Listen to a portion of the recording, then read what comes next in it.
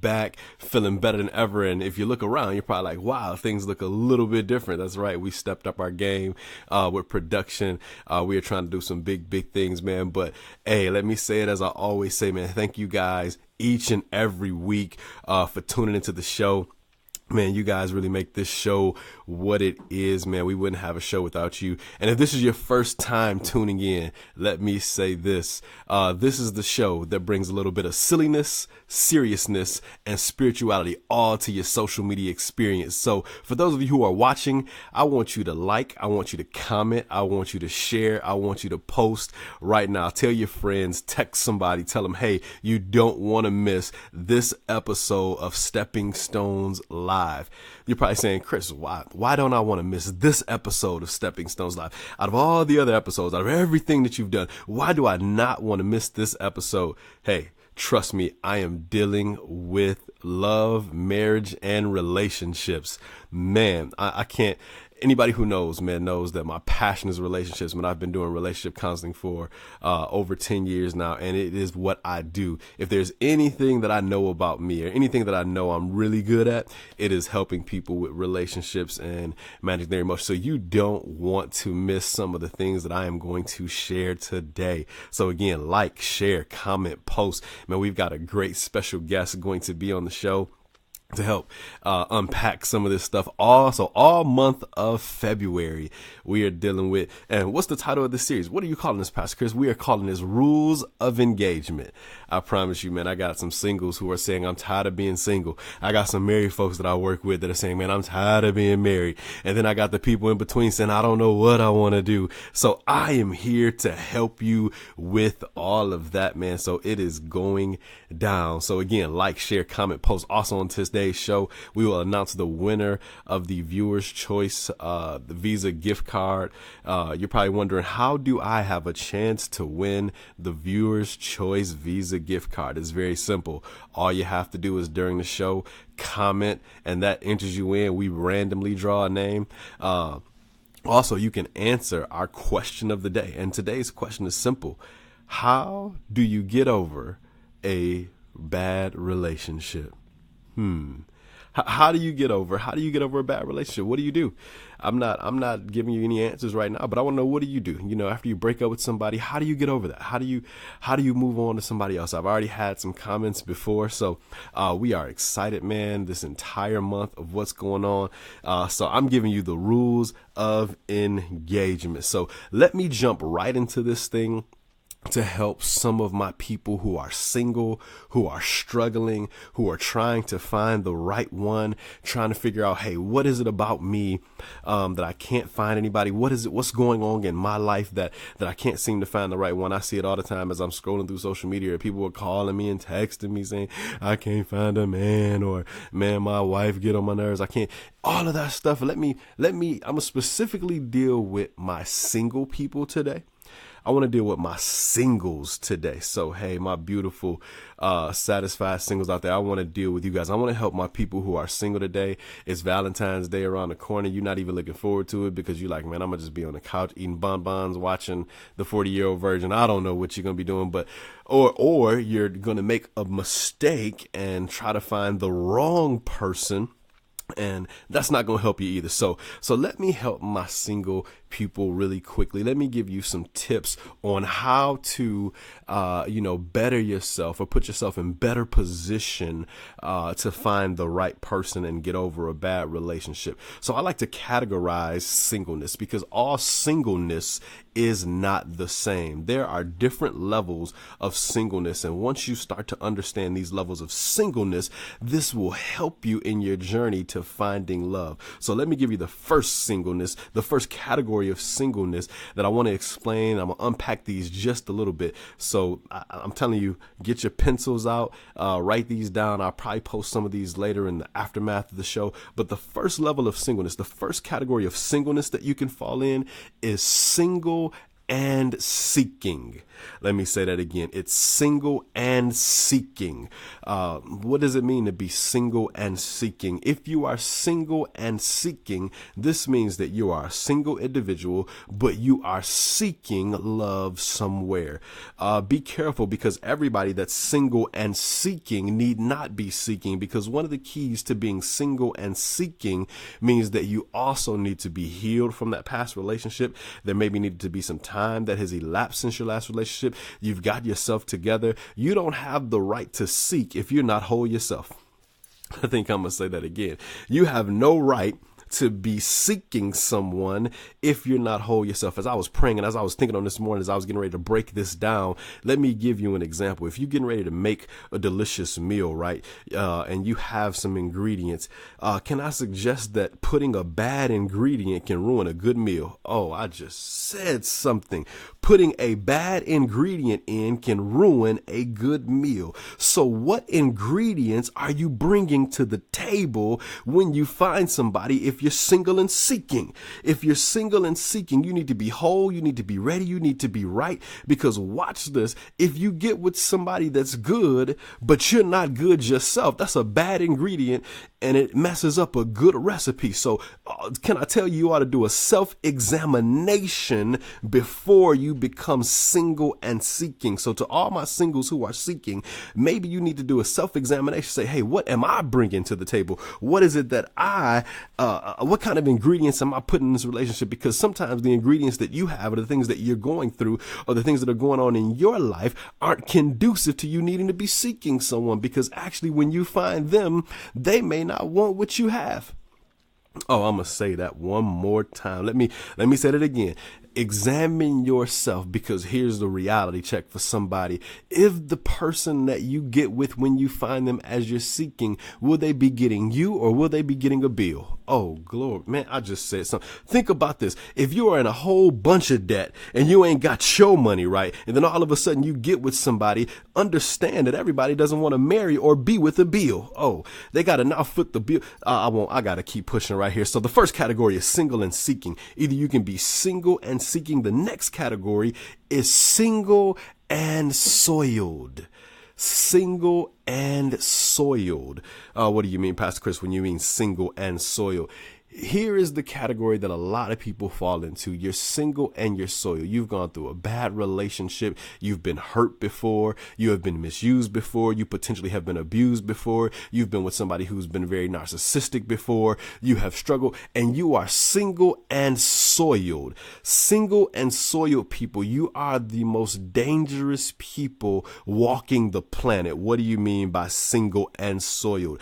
I mean, because you are hurt, you have been soiled by a bad relationship, and you say things like, I'm done with men. Men ain't nothing good for me. All men are dogs. And you start to put all men, or women for that case, in the same category because you've been hurt. You throw the baby out with the bathwater. But can I suggest, just because you had a bad meal, it didn't stop you from eating?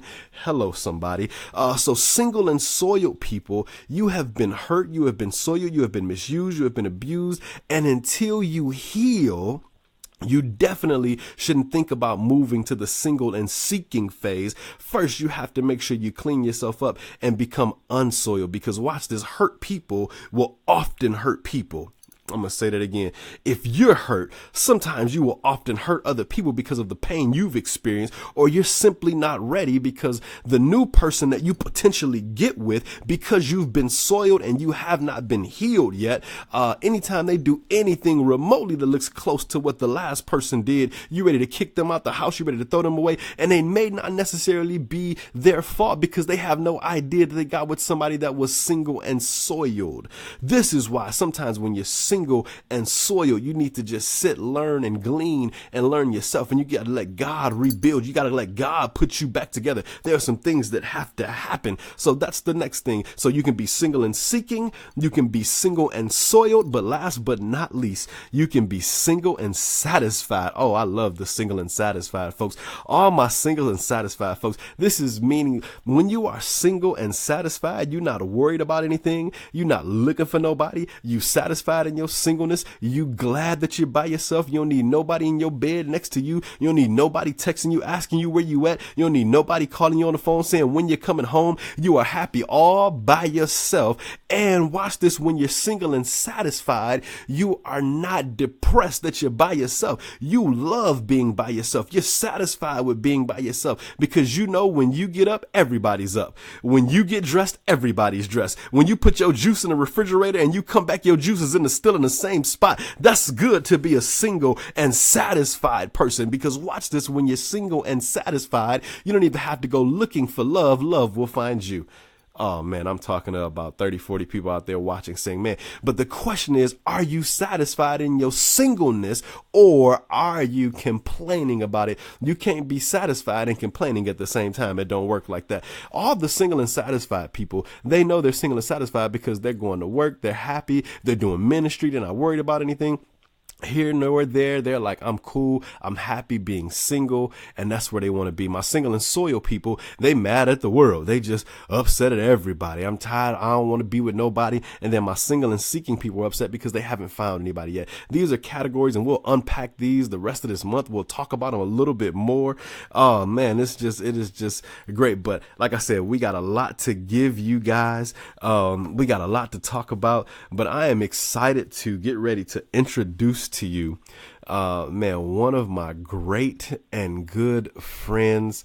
Man, this guy, we have gone to seminary together. We have been in many pulpits together. We have just encouraged each other. We've leaned on each other.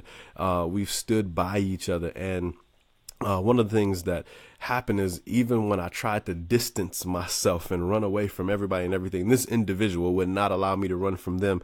And we had this pact called the DOC for life. And so if you see me putting DOC, that simply stands for Disciples of Christ for Life. And it's very hard to find true friendship these days, that when most people, when you walk away, they walk away, or when you make them mad, they mad at you. But that's not the case. This individual has gone on now to write a successful book.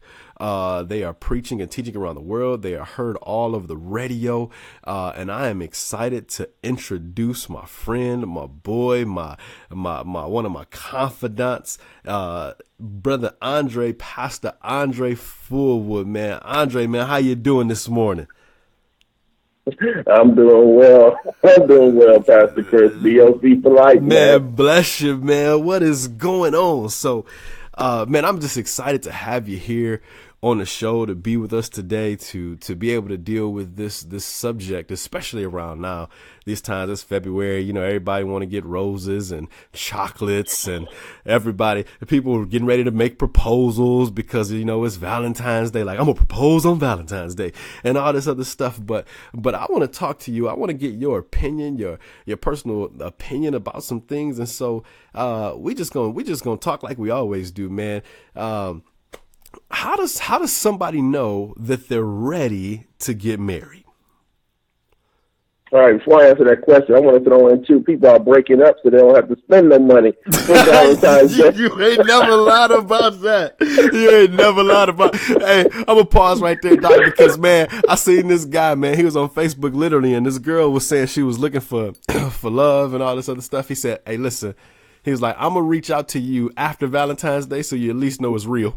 He said, that way you ain't got to buy me nothing. I ain't got to buy you nothing. At least I'll reach out to you. That way I know it's real. But man, you ain't never lied. People are breaking up like, I ain't trying to get that Valentine's Day gift. Nope. I ain't going. Nope. Just like Christmas. I'll see you on the other side of the new year. You ain't never lied. But from my experiences, Chris, the thing is really to know yourself. I don't believe we take the time to really know who we are. And as men, I'm listening to you talk. Very good topic. As men, we really don't deal with our emotions, and we end up, we'll leave one relationship, whether it was a marriage or whether it was just, you know, a normal relationship, and we'll quickly move to another relationship without dealing with the emotions that we just came out of. So as we're progressing in this other relationship, it's going to hit us about how we felt about the female we just left. Mm. So that residue is going to rise up. And then that's what caused men to start trying to creep back into what they left, because they really haven't dealt with their emotions before getting into someone else. So now you about to mess up somebody else's life, mm-hmm. because you ain't dealt with your emotions in the past relationship you just left. So sometimes you find men creeping back and forth because they really ain't dealt with the past. The one thing I wish that I was taught was, close that door before you move on to anything else. Close that door. Make sure it's closed. Pray to God and ask God, if there's any residue of that person that's attached to my soul, I need you to remove it. Because I don't want to move on and all of a sudden things are starting to rise up in me about that individual. I want to be able to, if I see her in the mall, I can see her, I can be cordial, say, hey, how you doing, and keep it moving, and not having, oh man, I wish we would have stayed together. No, you're good, you're clean, you're empty of that individual, and that's a test to see, if you're ready to move on. If you're going to start pondering things a few days later, a week or two later, stuff like that, then you still need to you need to deal with those emotions about that individual before you go mess up somebody else's life. With that, let's say, for example, you're a man and the girl that you're with is pressuring you now, saying, hey, we need to get married. I'm not being with you any longer. And she's pressuring you, so to speak, because I get a lot of guys that say their fiancés, their girlfriends are pressuring them into marriage. If you're that young man and that young man came to you and said, hey, Pastor Fullwood, my girlfriend is pressuring me to get married. I don't really know if I'm ready to get married. What advice would you give him? Be honest. Mm-hmm. Because what's going to happen is they're going to go ahead and they're going to crumble to the pressure. And so they go ahead and get married. And throughout that marriage, probably in the early stage, as soon as things don't go right, as soon as there's a little friction, in his mind he's going to say, see, I didn't want to do this in the first place. I didn't want this. Mm-hmm. And if he doesn't have a made-up mind, just say, okay, I went ahead and married her. I'm going to go ahead and put 100% in this, and God, I'm going to need your strength on the days I feel weak. And then the relationship's going to end. But I would urge strongly, be honest with her. And if she says, no, I can't continue this because I want to be married, then bite the bullet. Bite the bullet. Right.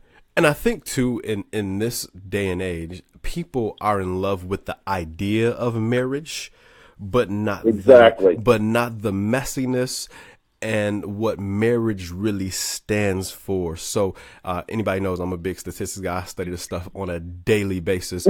What's crazy is that nowadays singles dominate the population. There are more single people in America than there have ever been in the history of this wonderful country. Now, on the contrary, those that are married, the divorce rate amongst Christians is slightly higher than the divorce rate amongst people who are non-Christians. And so the question is, okay, well, we have God and we have the Holy Spirit and we go to church and we do this, that, and the other, and yet and still we can't get this marriage thing right. What is the issue? And my thought on that is that we love the idea of marriage. We love the idea of committing to somebody. However, we don't understand the work and the sacrifice that it takes to be married. A lot of people, they take selfishness into marriage when marriage is about selflessness.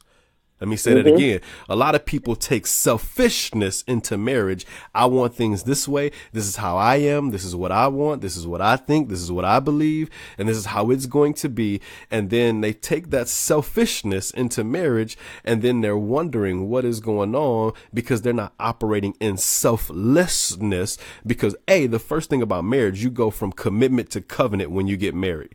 And so I don't think a lot of people understand that there's a difference between commitment and covenant. Oh, man, I could preach a whole message on the difference between commitment and covenant. You know, I'm so glad you said that because I was going to go there. I'm reading a book right now from Derek Prince about, I think, called Husbands and Fathers. Man, when chapter 2, he's talking about the covenant and about covenant breakers. I was in tears, Chris, because, you know, I've been married a few times. Yes, sir. And there are things that we have not been taught. Whether from our families, our fathers, mothers, whether in the church, or whether it was and we missed it. But there is a heavy weight when you enter into a covenant. My Lord, yes, sir. God, it is when if you get into a covenant, you better understand truly what the Bible means and how God takes a covenant very serious. And what happens is, I'm going to share this with you. When you were talking about not understanding, my former pastor told me, he said, I'm not shocked when people get divorced. He's talking about in the church because of these things. They don't fast and pray to make sure that is the rib God wants them to have. So a lot of times we're marrying the wrong rib. Okay. We're marrying the wrong. We're marrying some now because God is sovereign. If two people's heart is dedicated to God, it can work. Yes, sir. But I believe because one thing too, lust don't constitute a marriage. That's right. Ooh, say that. I'll say it this way. I love the way Dr. Dyson has put it, and this is for anybody who needs to receive this. Do not let your loins trap your logic.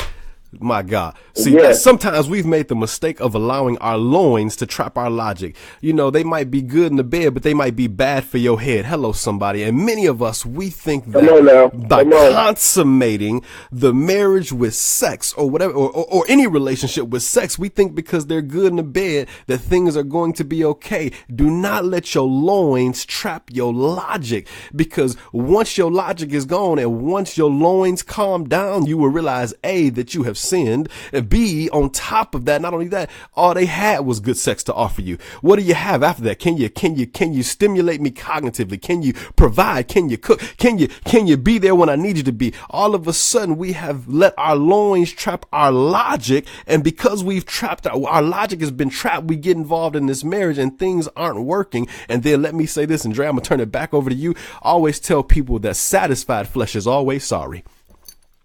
Hello. Satisfied flesh is always sorry. Here's why. You can go, you can sleep with somebody, and then when it's over, you saying, man, you sitting in the mirror, you looking at yourself saying, I'm sorry. But flesh unsatisfied is always hurt, but satisfied flesh is always sorry flesh. Once you satisfy your flesh, it'll be sorry. Satisfied flesh is always sorry. So you've got to learn how to use some discipline, some restraint. Can I tell you that God did not put these things in place to hurt you? He put these things in place to protect you. And oh man, I can't wait till later on in this month when I start to teach about sex. And I cannot wait. But again, back to you, Dre. You said that you've been married a few times, and each time, what do you feel you could have done better? And what is making your marriage work now? Well, the problem was me. The problem was me. Say that. You know, we can point. You know, and you know, I'm transparent. My first 3 marriages was based because they were pregnant. My Lord. And I was trying to do the right thing. It was in my book. Trying to do the right thing. Trying to do the right thing, trying to be honorable to the point of, okay, I got them married. I got them pregnant, and so it's my obligation to do, to be a husband. I didn't know how to be a husband. So again, you're saying that just because you've made the mistake, to somebody listening, just because you've made the mistake of sleeping with them and getting her pregnant, doesn't mean that they have to get married. Is that a fair assessment? That it's fair. And if I had some young people in my church, and the young man or old man, whoever, got a woman pregnant, that doesn't mean that's your rib. That means you two got caught up in some lust. Mm-hmm. And here's the result.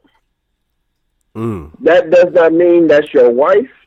Does not mean that's your husband, because y'all fell into passion. And like you said, Chris, you can have sex, but then after that, you done stimulated one here, but what about the one on your neck? That's right. That's right. I'm at the age now. Stimulate my mind. Yes, sir. Because sooner or later, you got to talk about the bills. Sooner or later, you got to talk about the house note, the car note, and all these other things. Sex, and because men are visual, we're visual. We're hunters. So we like to hunt. And so we're hunting for the woman. We look at her, and because the first thing we see is that she's attractive. Mm-hmm. And so we're chasing the outer beauty. And then we're going after her goods. And then after we have her goods, okay. Right. It's almost like, all right, time to hunt again. But does she stimulate you? Because you have to communicate. You can't just sit there and lay in the bed all day long, 24/7. There has to be some communication. Does she have Does she have the communication that's going to keep you stimulated? Can she speak life into you? Is she going to stir up your gifts? Mm-hmm.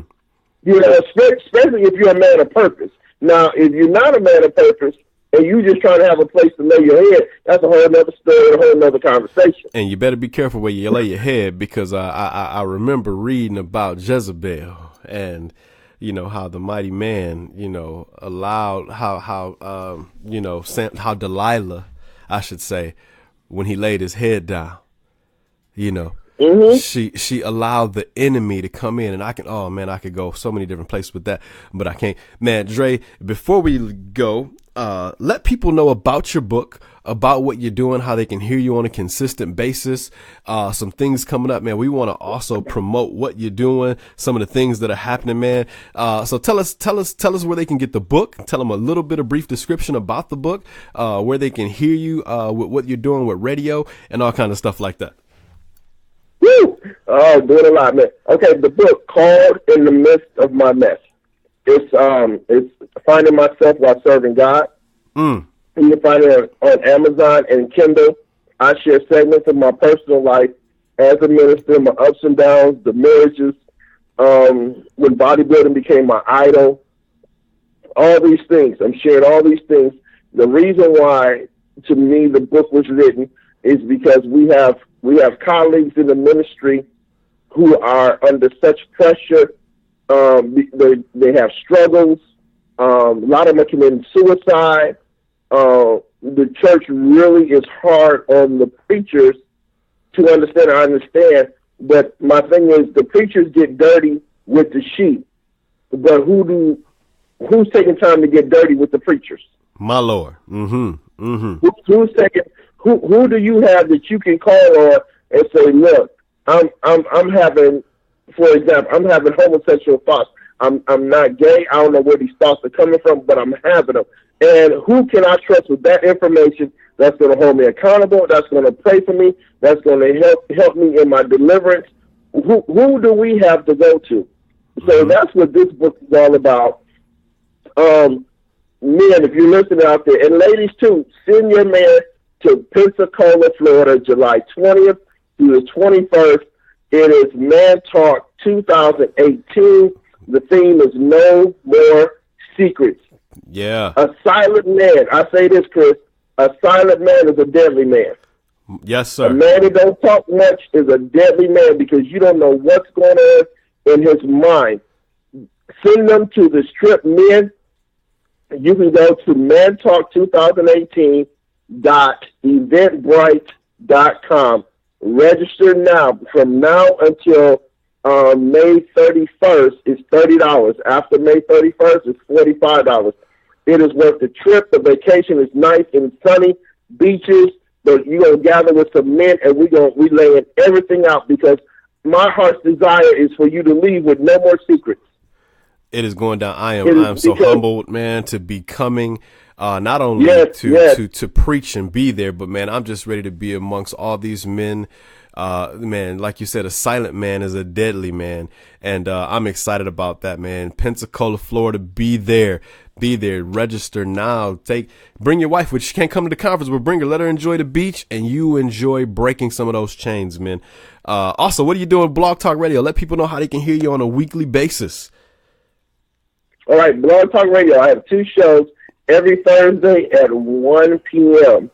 blogtalkradio.com/Kim, KEEM, which stands for Kingdom Empowerment Equipping Ministries 10319, which is from Psalms, which is from the book of Psalms, when it says that God has established this ministry for me to go forth on Blog Talk Radio. So it's every Thursday at 1 p.m. is my You Can Make It show. I'm sharing topics from the Word of God, from life, and letting you know how you can make it. And then every Saturday at 1 p.m., I call it Pastor to Pastor, Can We Talk? I'm in a long series about what the Bible says to the minister. A lot of ministers have not been properly trained. The book that I'm teaching out of, I wish I would have had it back in 1999, 2000.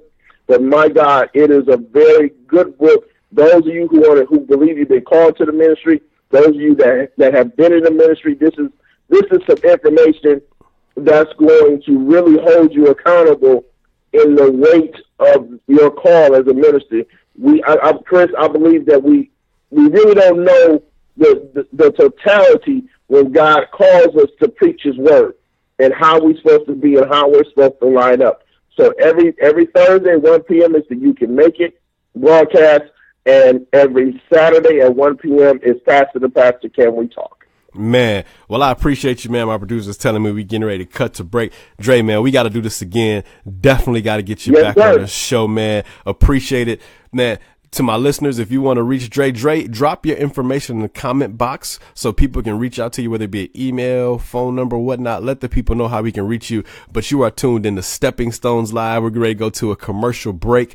We'll be back right after this.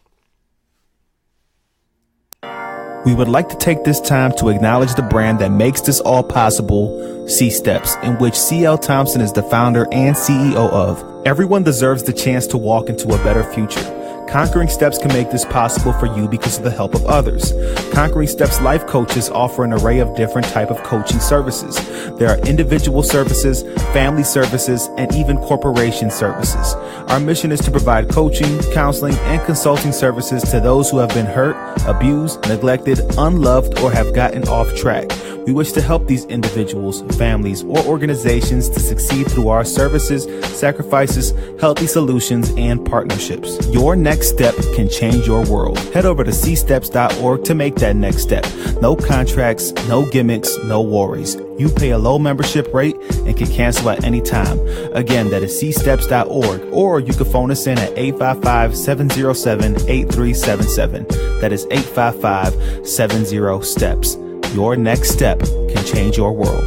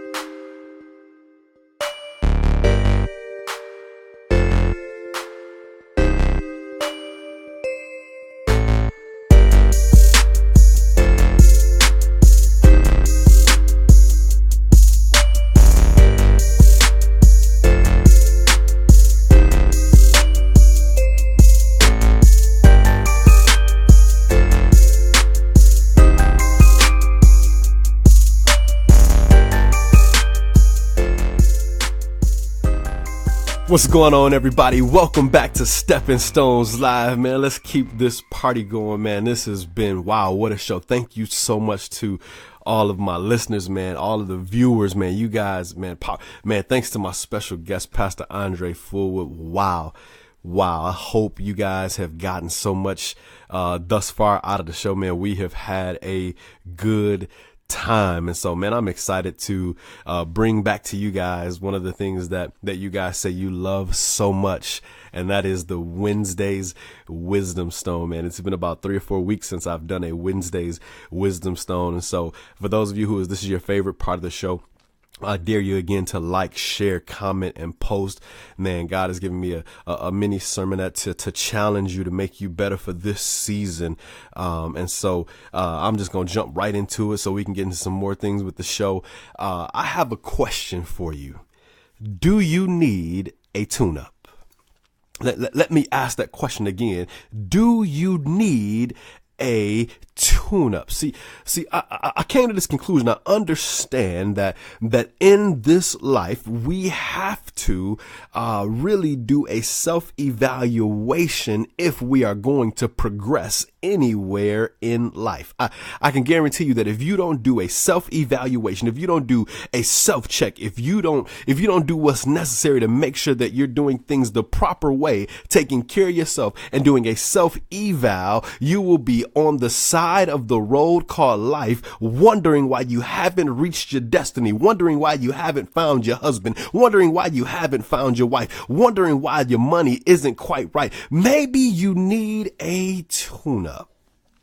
What do you mean, Pastor Chris? Maybe I need a tune-up. I love the thing because countless times throughout scripture, we can see scriptures telling us that we need to examine ourselves. The talented tent maker from Tarsus named Paul, he said, before we take communion, let every man examine himself. That's just one example. And then if you look in Psalm 119 and 59, David says this. He says, when I think on my ways, let me pause again right there. He says, when I think on my ways, I'm going to say that one more time for those of you who are listening. He says, when I think on my ways, he says, I turn my feet to your testimonies. Sometimes we've got to think about what we're doing wrong, what we're doing right, how to work it, and do a spiritual evaluation and get a tune-up done. I love this because understand something too. In Ephesians chapter 4, we talk about scripture that's often quoted, especially in relationships. It says, let not the sun go down on your anger.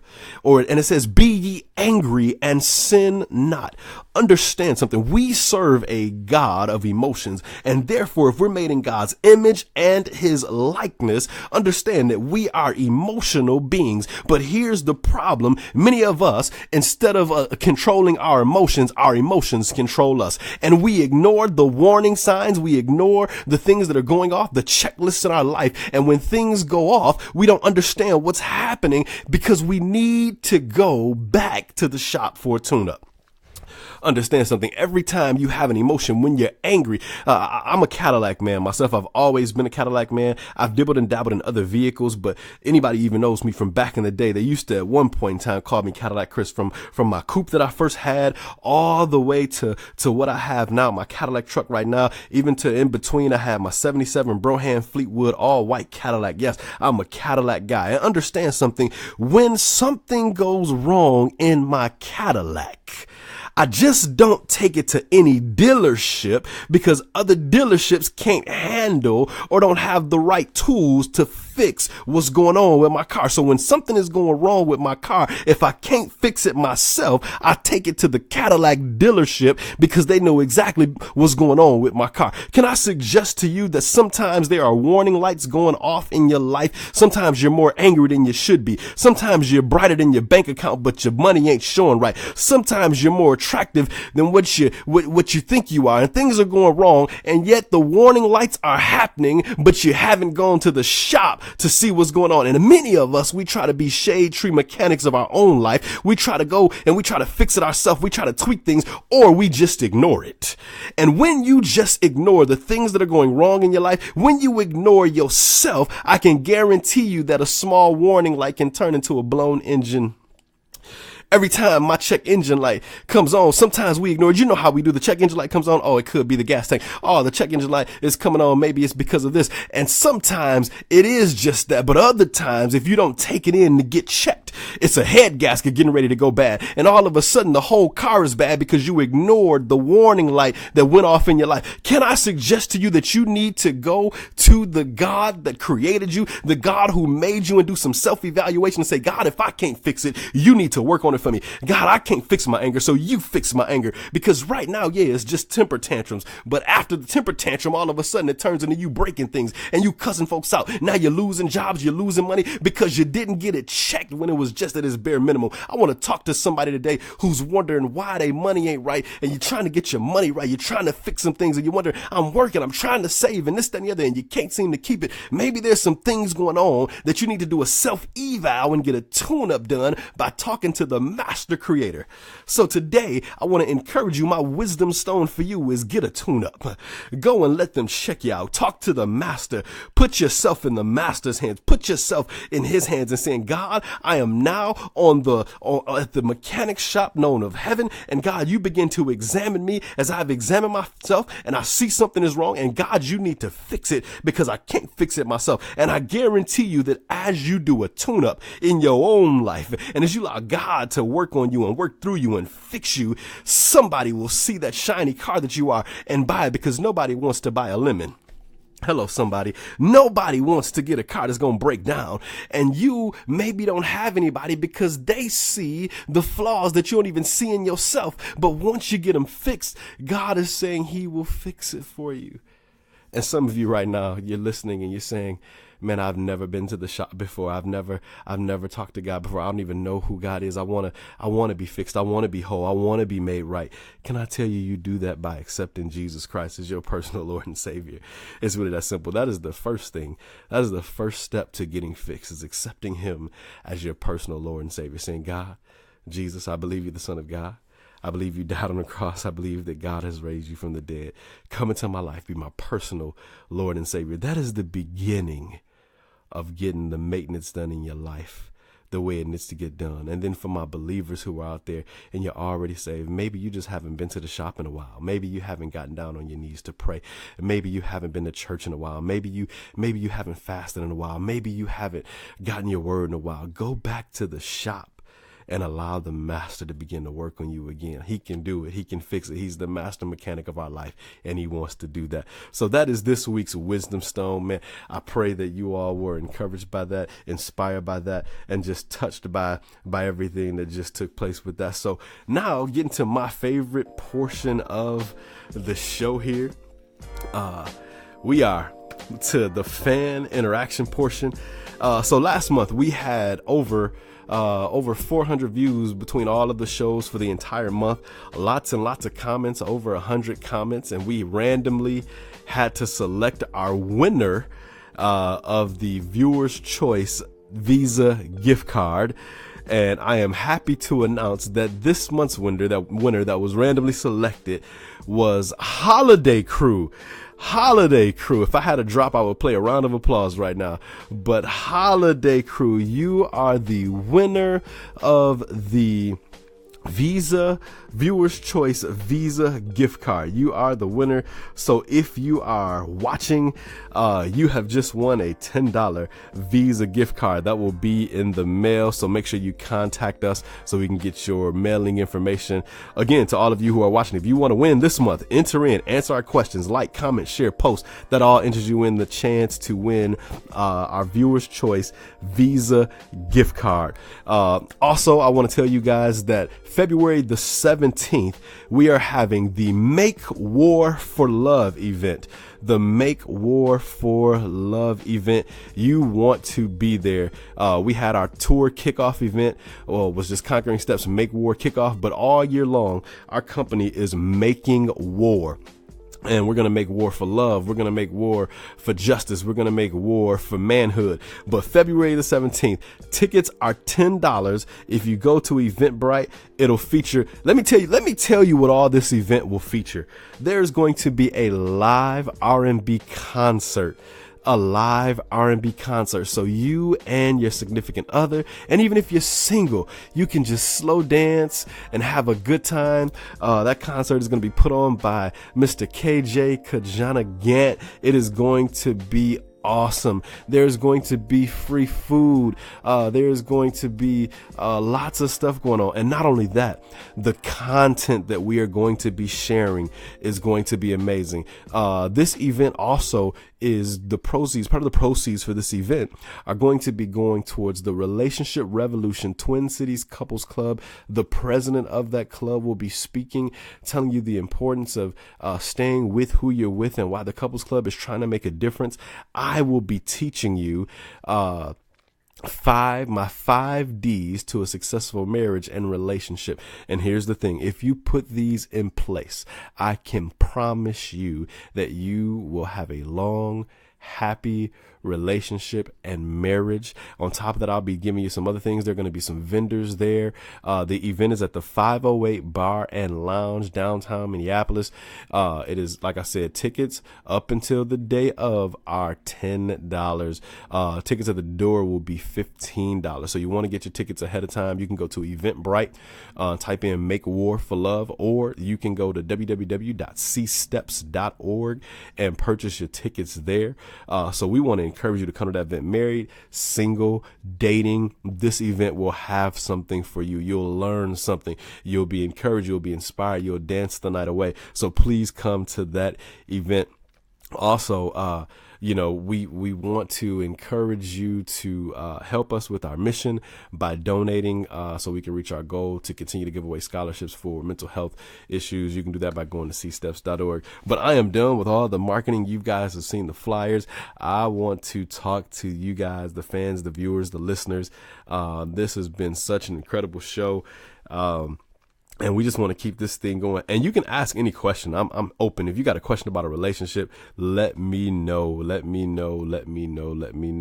And so I am going to let John plug in his mic and see what some of the comments are and see what you guys have been saying thus far. I've seen a couple. Seen people say how to get involved, how to get over. So how do you get over?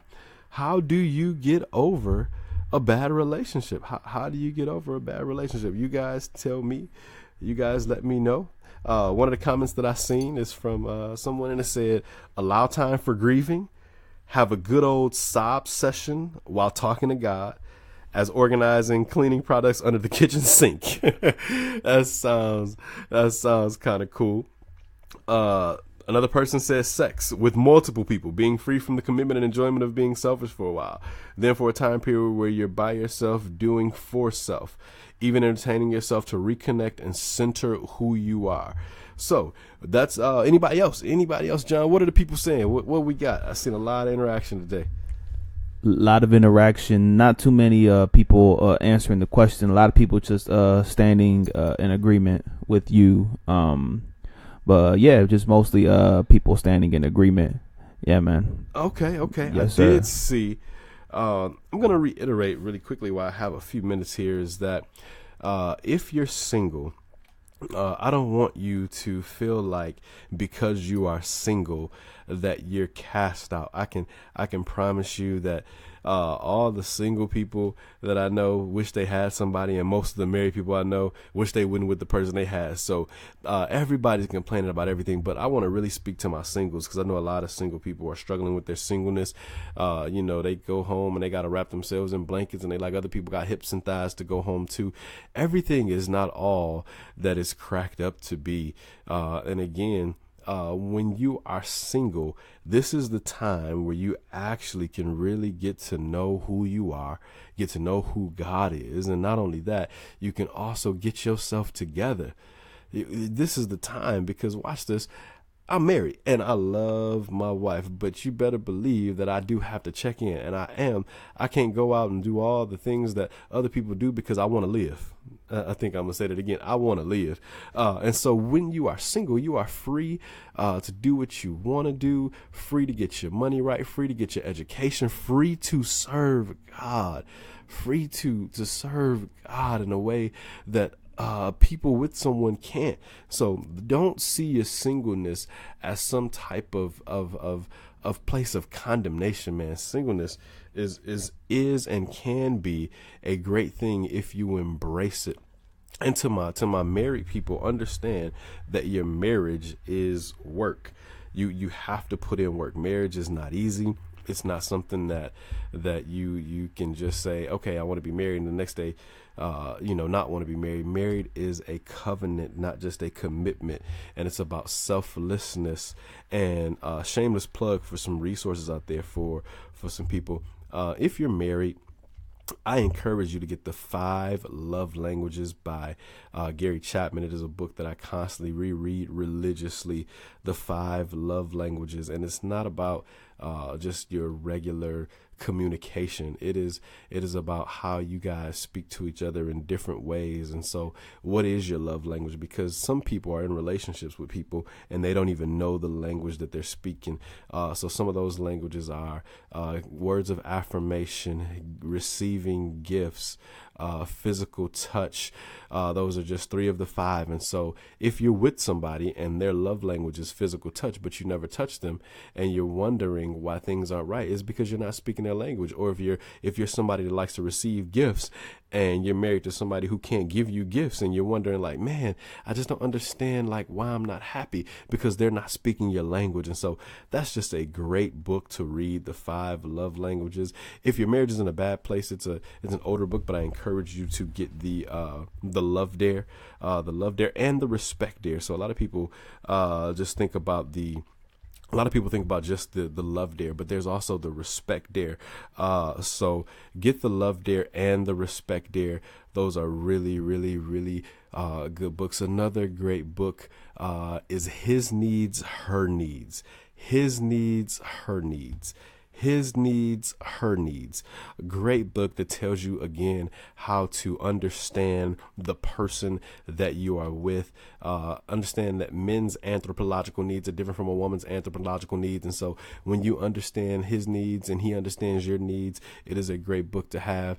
I'm going to give you one more book, and I'm going to give you some other resources too. And the other book that I love, and it's very simple, but it's powerful. It says, Men are like waffles, women are like spaghetti. Yeah, it's a real book. Men are like waffles, women are like spaghettis. And it talks about the emotional aspect of how we relate, that men, we can compartmentalize stuff. And so when you have a waffle and you pour syrup into a waffle, that syrup can literally just go into a little cubicle and not get over the whole entire waffle.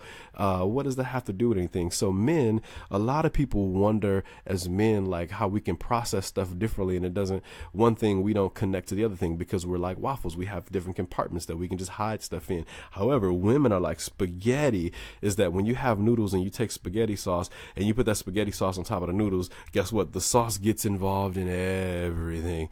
Everything gets the sauce in there. So that's how women's emotionally actually just kind of work. It's not a bad thing. It's actually a good thing. Is that so just as they're as emotional about the kids, they can be just as emotional about a TV show, and they can be just as emotional about ironing a shirt. And you can be like, how can you be this emotional about all these things? And they're all different things, because their emotions are like sauce. It gets in spaghetti. It gets in everything.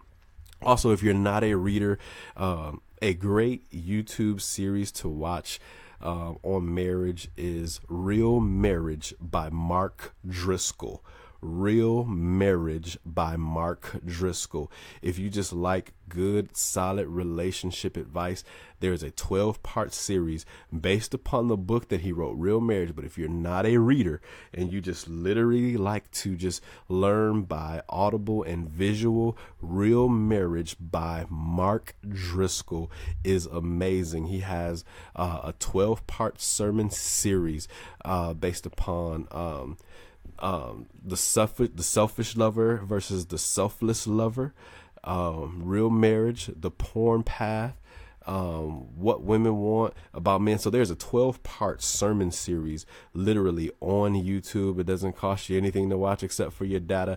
I encourage you to check that out. It is amazing. I often tell my clients to watch some of those, and they come back and they say that was some of the best teaching that I have ever watched. So I encourage you to do that. And also for my singles, I didn't forget about you.